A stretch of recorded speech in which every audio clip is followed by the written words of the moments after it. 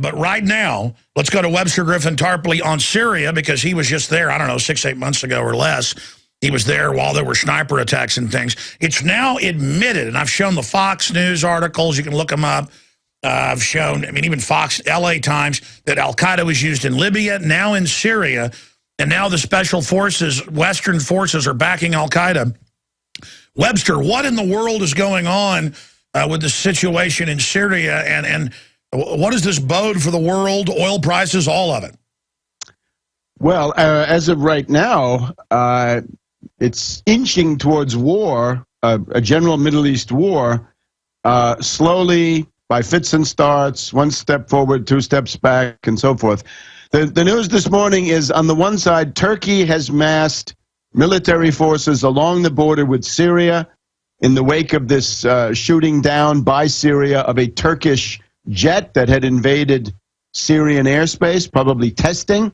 So the Turks have got their military forces lined up on the Syrian border in the north. And then there's this strange report from Debka File, which is not a reliable source, Israeli intelligence, that the Saudis are sending elements of their military. There's a Saudi army. It's made up completely of mercenaries, right? There are no Saudi princes get their hands dirty in basic training.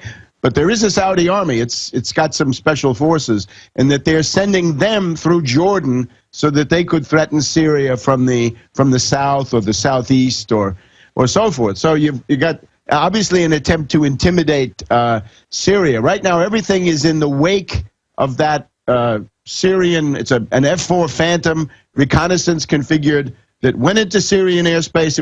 I would call it a Gulf of Tonkin pattern. You go into Syrian airspace, then out, then in, then out, and eventually the Syrians take the provocation and shoot you down. It does also show that the Syrian air defense is capable, that they're alert, that it's not a cakewalk, and anybody going in there is going to have a price to pay. So I think that was interesting. Right now, it's a big weekend of diplomacy. You've got Hillary Clinton meeting with Lavrov, the Russian foreign minister, in St. Petersburg. That's a preparation for a Geneva conference tomorrow, which is it's the U.S., the British, the French, the Russians, the Chinese, not Syria, as far as I can see, Turkey, Iraq, Kuwait, Qatar. Saudi's not there, which is crazy, and Iran not there. That's even more crazy. So it's kind of a conference on Syria and the Middle East, but it's got some of the most important people not there. And the U.S. Insisted that Iran not go, and the other side of it is that the U.S. is demanding that there be a plan to get rid of Assad, and Russia is simply saying no. So that, I think, is going to be a complete failure. But you get Let me stop you for a moment. I mean, you've been over there. I haven't. I found Debka File certainly has a pro-Israel slant and is connected to Israeli intelligence, but I found a lot of what they put out turns out to be true. I mean, days before it was admitted that Western forces are in there advising the jihadis in moving in to attack Damascus, days later it came out that indeed that was going on. So did I mishear you when you said you don't find it to be a credible source? I think they're very uneven. I mean, they put things in there that are quite wild. But then again, sometimes it's true, right? They have to mix in real things to keep your site going. So the summary I would give is this: NATO has used the methods of Hitler in regard to Syria. First of all, they did to Syria what Hitler did to Czechoslovakia in 1938, meaning that they fomented a rebellion inside, and then used that to start, beating the drum. Sure, same thing was done in Libya. I mean, that's the strategy you put in. The second we'll stay one there. We got to go to break. Okay. We'll be back with Webster Tarpley. Tarpley.net's his website. I'm Alex Jones with Infowars.com and PrisonPlanet.com. We'll be right back to look at why this is so important. Then we'll get Webster's take on Obamacare. Everything we said came true. Everything we've done has been right.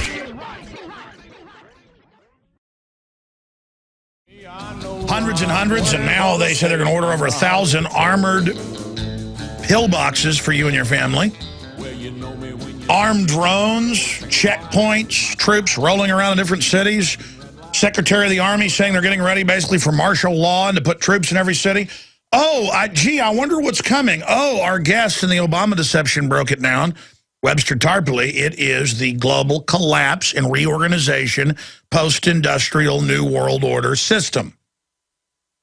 And I'm going to get Tarpley's take on that, the healthcare situation, and this. House could arrest Holder with inherent contempt power. And I covered this on the TV show last night. Yes, in the past, the Congress had a jail. Just like the president claims he has this power to kill people, he doesn't really have that.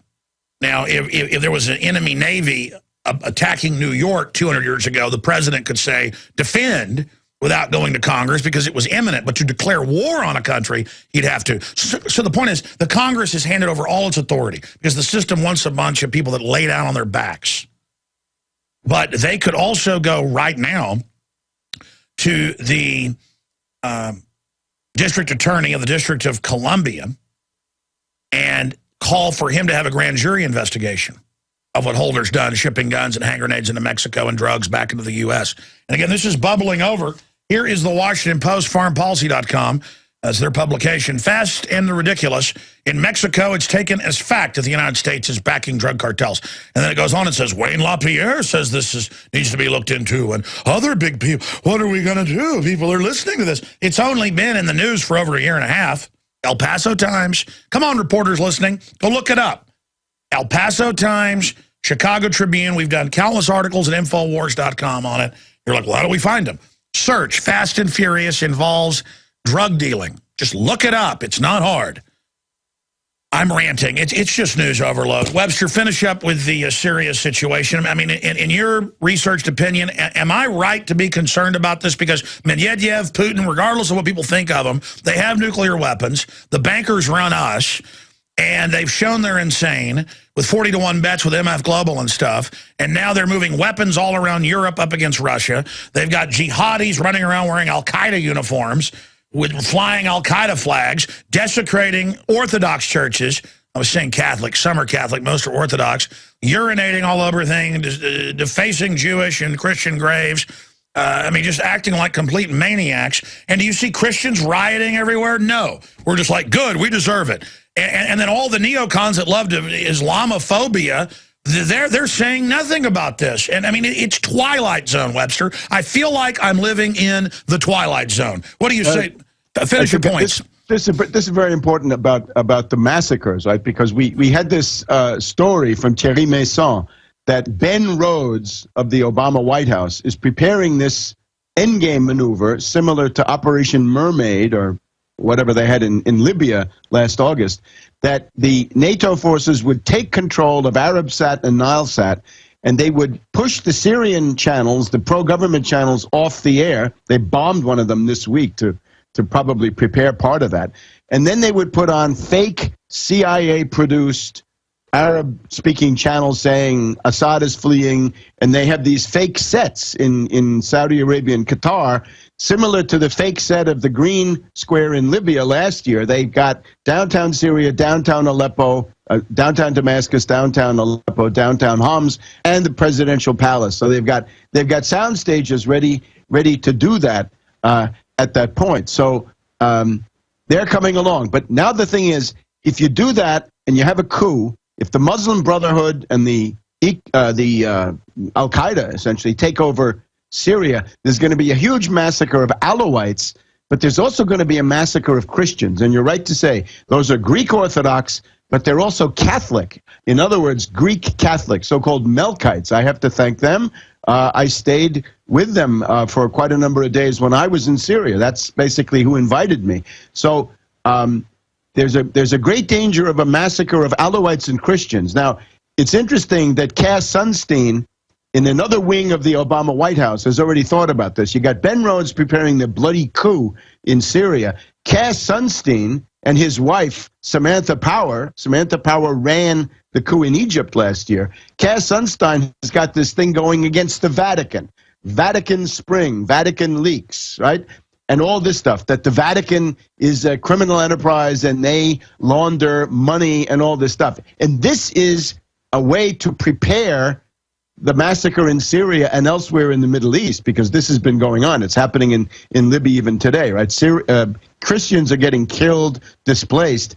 if the Pope decides to rise up against this and do something, he could really hurt Obama. But they want to put the Vatican on the defensive, right? They want to say, we're going to suppress the Vatican because we're going to have them, you know, worried about getting accused of being drug money launderers, so that they won't be able to protest a huge massacre. And by the way, I ought to have you on. You know, you've got a doctorate in Venetian history and other things, and you actually worked at the Vatican, lived in Italy. Right, you speak, sure. so you know what you're talking about. Where is the Vatican in this whole New World Order? Because I'm not Catholic. I mean, I've studied the history of it. I know quite a bit, but when it gets into the current things, I'm not defending a lot of stuff. You know, some of the things the Catholic Church does are obviously pro-globalist and things. But I do see in the media and in the culture and Obama saying you've got to hire people that aren't Catholics. You've got to pay for abortions. There is an assault. You've had the liberal globalists, red diaper doper babies, say infiltrate, become priest. I mean, I wouldn't even say it's the priesthood. It's the predators went in there because the kids are there, but then the church did cover that up, which is wrong. I mean, just this whole thing. I'm now ranting, but what's really going on with the Vatican? Remember, the fundamental thing is the Vatican and the British monarchy have been at war for 500 years, right? Since Guy Fawkes and the gunpowder plot, and really for almost a century before that. So you've always got to factor that in, right? The British hate the Vatican, and it's mutual. On the other hand, there's this oligarchical faction, the Venetians, the Roman black nobility, right? The feudal aristocrats of Rome, the Orsini, the Colonna, the various princely families. These people are also more hostile to the Vatican than not. So the Vatican is a big institution. It has within it everything that exists in the world. It's probably it's the oldest continuous institution, I guess, on the planet. There may be some competition on that, but you get the idea. It's been around for a long time. It's got everything in it. And the quality, since it's an elective monarchy, the quality of popes varies greatly. You can go from a good one to a bad one with simply one conclave. But I think right now, the thing that I see is that the U.S. line towards the Vatican is to bash them, because the whole U.S. line in the Middle East and the Mediterranean is a pro-Muslim Brotherhood, pro-Al-Qaeda policy, which is going to get a lot of Christians and again, killed. we're not just saying that. Hidden in plain view, Al-Qaeda, more than ever, is out in the open, run by NATO, who are known narcotics traffickers. The troops grow the opium publicly on Fox News. Everything is Twilight Zone. They've got tanks rolling around in cities all over the U.S. getting us ready for the total collapse, and we're just sitting here sliding into it. Let me just add, though, another aspect of this thing. The question of war and peace regarding Syria comes down to this guy, Erdogan. It's written Erdogan, but in Turkish, Erdogan, or something like that. He's the prime minister of Turkey. Now, he heads an Islamic fundamentalist party, I guess, an Islamist party, call it that. It's not quite fundamentalist. But it represents a departure from the Ataturk tradition, which has been, I think, quite successful in Turkey, although there were abuses. But now the question is, how crazy is Erdogan, right? Is he crazy enough to start a war with Syria? Because if he does, that will be the end of modern Turkey. I was in Beirut, Lebanon last November, part of this trip to Syria. I met General Michel Aoun. General Michel Aoun is like the de Gaulle of Lebanon in many ways. He's the leader of the Maronite Christians, and he's in an alliance with Hezbollah, which the U.S. obviously doesn't like. And he said, you have to understand, Turkey is the most fragile country in the world. Half of them are Islamists, half of them are strong secularists. They don't want to have any religious attributes in the government. And there's this minority of Kurds. 25 to 30% are Kurds. So what you see right now is the Turks they became a base for Al-Qaeda. There's no other way to put it. It's funny, Rick Perry said this. Remember Rick Perry in those debates? He said Turkey is now a base for terrorists. My God, he was right. He must have gotten a good briefing. Iskandarun, don't go to any hotels in Iskandarun, Turkey, because you're going to find Al-Qaeda in the next room. So forget the tourist industry in Turkey. But the question then is he going to take the plunge? Because if he does, here's what's going to happen. Already, the Kurdish rebels against Turkey are getting safe haven from the Syrians in the Syrian Kurdish area.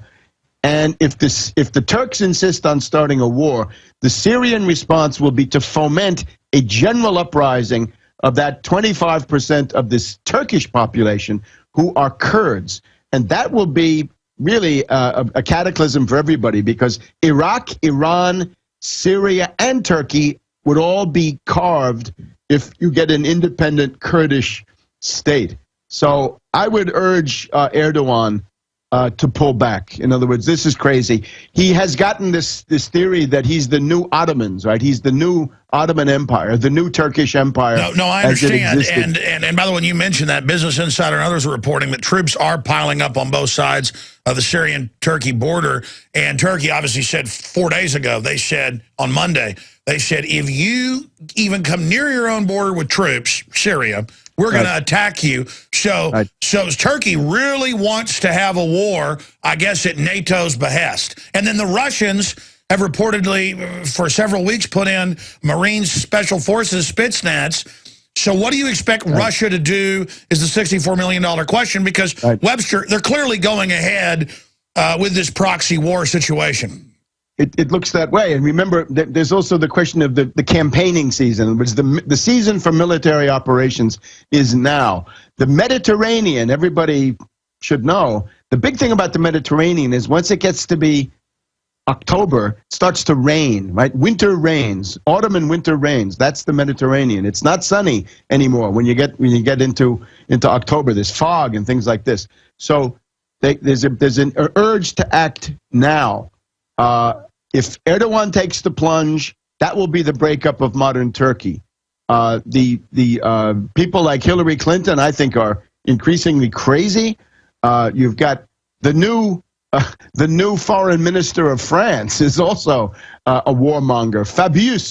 Fabius. He once had a debate with Chirac, the guy who later became president of France. And Chirac said to him, "Vous êtes un roquet. You're a little cur. You're a little attack dog, Fabius." So right now, Fabius is working as the attack dog for NATO. So that looks bad. On the other hand, Putin was in the Middle East this week. He was in Israel.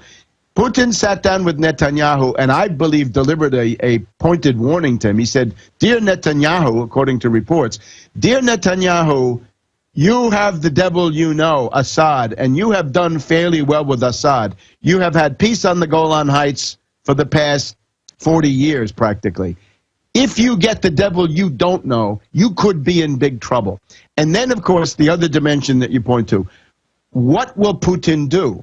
He will do something. What will it be? I think this is the thread upon which the hope of peace now hangs. And let's expand on that. What is the bankster strategy, manipulating the West into this, to put Al-Qaeda-light Muslim Brotherhood in Egypt, to back all of this destabilization? I mean, where does Israel really stand in that? Because Israel's wanting to go after Iran, but then all the Iranian proxies in the Middle East, the Hezbollah, but instead now they're going to have to deal with the classically, jihadist Saudi Arabian aligned groups. I mean, because I see the constant spam on Infowars. It's got to be bots or something in there. And again, Israel does a lot of bad stuff. All these big countries do, all these powerful countries. But this obsession that if you slip on a banana peel, Israel did it. But I look at the different geopolitical makeup. This doesn't look good for Israel. And I've seen a lot of noises that Israel doesn't like all the Al-Qaeda people being put in around them. What's really going on there? Well, the Israeli situation is going to be desperate, more or less independently of whatever happens, because of the refusal to make peace, right? The way out for Israel is make peace now. Get the best conditions you can get. Make peace, wrap it up, normalize with everybody. Netanyahu is the opposite of that. But then you look at the Israeli debate. When this Arab Spring stuff started, right, Tunisia, the destabilization of the Arab world, there were two schools in Egypt, in Israel. One of them said, this is bad for us because we're going to get these fanatics taking power. And the other school said, it won't be that bad because these fanatics will break up the Arab states. In other words, the Egyptian state, the Libyan state will be smashed. And what we see in Libya, to be sure, is that the Libyan state has been smashed. There are not going to be any threats to Israel coming out of Libya, not anything serious of the type Gaddafi represented, because they're hundreds of dead in a given week. There's fighting all the time, gangs. It's a failed state, right? The wonderful outcome of the singing tomorrows of democracy is a failed state. Then you look at Egypt. Egypt is in danger, I think, of going that way, because you've got the army on the one hand, you got the Muslim Brotherhood on the other. They could cooperate if both were reasonable and said, look, we'll have power sharing and we'll have a gradual transition, a guided democracy and then a full democracy. But in the Egyptian presidential elections, the runoff was between Morsi, the guy who's now the president, Morsi of the Muslim Brotherhood. He got a little, 51, and the other guy who got 49 is Shafiq, the representative of the generals. I would stress there was a better candidate. The guy who came in third was my candidate, the Nasserist, and that is Hamdin Sabahi, pro-labor, pro-reform, never had anything to do with Mubarak, actually was jailed by Mubarak, open. All right, we got to wrap this up because we're going to break. No military dictatorship and no theocracy. That would have been the way out. But right now, Egypt is on the brink of pretty serious destabilization. Sudan, by the way, the new thing is they may be getting a color revolution going in Sudan, although I doubt it. It's possible. Anyway, some Israelis would say, look at this. All the Arab states are being smashed. They're all going to be failed states. That's good for us. That would be a cynical Israeli position that you hear. So basically put al-Qaeda in to wreck everything. So I mean, do you think Netanyahu is supporting that? I mean, do you think Israel is involved in this then? Netanyahu goes back and forth, but I think that would certainly have an appeal to Netanyahu, no doubt. And then they can use al-Qaeda to take our liberties here at home. And the public's so dumb and ignorant, they don't even know that al-Qaeda publicly works. Al-Qaeda is a threat in Pakistan, but in Libya and in Egypt and Syria, they're the singing tomorrows of democracy. So you gotta have double. Gotta go to break. We're gonna come back and talk about the healthcare Obama ruling. Now, there are hundreds of great products at InfoWarsTeam.com, but I want to point out the 3 that have helped me lose 37 pounds in just 2 months. Products like Beyond Tangy Tangerine, Pollen Burst, and Rebound. When I started taking the Tangy Tangerine and other products every day, I lost more than 37 pounds in just 2 months. Now that's results. I want to challenge my listeners to go to InfoWarsTeam.com and to order just 3 of their products, and you will see the changes in the way you look, feel, and in your appetite almost immediately. Start your journey to health and wellness today. InfoWarsTeam.com. William Shatner stripped down in public by our lords, the state, our gods, the TSA. We'll get into the latest on the Fast and Furious situation with contempt. Will they criminally go after Holder? But Webster, we got 5 minutes left. I want to shift gears. I know you've got to go and tape your own show that's here on Genesis on the weekends, World Crisis Radio. But we're here at the World Crisis. This is a direct tax to the insurance companies. From my research, they wrote this healthcare plan. A lot of the socialists and people think it's a step towards their communist dream. What is your view of what's happened? What do you make of Roberts, John G. Roberts, crossing over and putting it in the basket for Obamacare? And do you think Romney will try to repeal it? Well, let me say, first of all, there is some evidence now that Roberts originally voted to strike down everything. And I think what obviously happened was the insurance companies, Wall Street, came to Roberts and they leaned on him and they said, listen, Sonny, we know you believe in this, original intent and all this crazy ideology, and we finance that ideology, but we don't believe our own propaganda. We want that money. We want everybody paying the insurance companies. So Roberts then flipped to the other side, and he got some benefits. Yeah, he reportedly flipped, and the earlier writing looked like he was going to, I mean, this is actually in mainstream news, right. And then he came out and was like crying. But look, here's the point. This is a victory of the finance oligarchs over the crazed petty bourgeoisie, the middle class, who think that this thing is the end of the world, and I wouldn't look at it that way. Remember, my position is Medicare for all, easiest reform, remove the 65 Sure, let's be clear. This limit. is not, though, the socialist free health care, which would be a lot cheaper, than letting the IRS be the enforcer of the bankers. I want Medicare for all with no age limit. $100 per person per month. If you're destitute, if you're unemployed, you get it for free. And you pay for that by taxing Wall Street. Wall Street is not taxed. They pay zero. They pay zero on their corporate income tax. They pay zero on their quadrillions of turnover. So tax that. That's my tax. Now, however, let's look at it from a different point of view. Suppose you're one of the 30 or 40 million, or maybe 50 million, because it usually comes down to a group of about 50 million poverty-stricken Americans, right? They've been left out in the cold. You are not poor enough for Medicaid, because for Medicaid, you got to be practically destitute in many states. You are not old enough for Medicare. You are too old for S-chip, because you can get child health insurance, right? No matter how poor you are, you can get it for your kids. You're not a veteran, and you're not getting COBRA because you're not, coming out of a job that you lost. So here's the problem. There's a mass of people. Now, the result of this thing is Wall Street gets paid, but if you're in the middle, within 18 months, you're going to be able to get some kind of coverage. And I think that's a positive aspect. In other words, it's not all bad. Wall Street's going to get paid, yeah. Look, if the opposition is Ron Paul on the one side and ad busters on the other, Wall Street will get their way because there's no real opposition. But even within that, in order to get it through the Congress, they had to put in this thing, no pre-existing conditions. That's going to be over. You're going to get some coverage. Oh, I've read it. It's written by the insurance companies. I mean, but they had to make concessions to some kind of reality. So I think the big thing is remove the IMAC and MedPAC, remove the death panels, stop the rationing, and restore the 500 but rationing always comes with socialist health care. Webster, thank you so much. I know, the nightmare of England. Look, I've got people that work for me that live in England. It's a hellhole. But Webster, thank you. We'll talk to you more about it next week. We'll be right back.